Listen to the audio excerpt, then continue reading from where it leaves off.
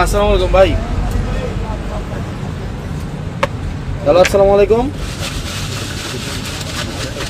হ্যাঁ, শুনতে পাচ্ছেন আপনি? শুনেন, আপনি হচ্ছে ওই ইজারা তুলবেন বাজার থেকে, বাজারের বাইরে চাঁদা তুলতে আসবেন না কালকে থেকে, বুঝছেন? বাজারের বাইরে কোনো চাঁদা তুলতে আসবেন না, কোনো চাঁদাবাজি চলবে না দেবিদ্দার।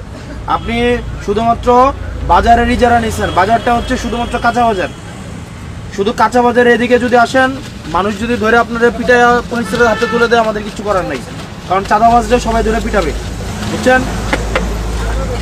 হ্যাঁ, হ্যালো, আমি আপনারে কইতেছি, কোনো টাকা আপনি বাজারের শুধুমাত্র ইজারা নিচ্ছেন, আপনি ফুটপাত, আপনি কারে কারে কইতো বাজারের লোককে? আপনি চাঁদা তুলতে আসেন প্রত্যেকদিন, আবার বাজারের লোককে বলবো কেন? চাঁদা তো আপনি উঠান।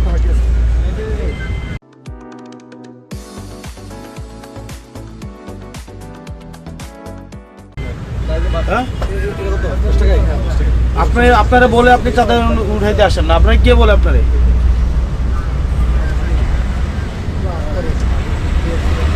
কোন ডিলার?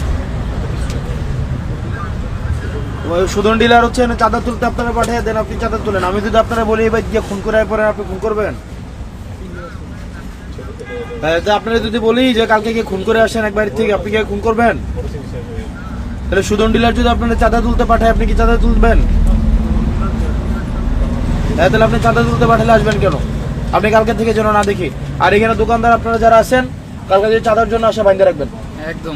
যে চাঁদা তুলতে আসবে বাইন্দা, এই জসিম নিয়ে নাম ওরা বাইন্দা রাখবেন, বাইন্দা পুলিশ খবর দেবেন, বুঝছেন?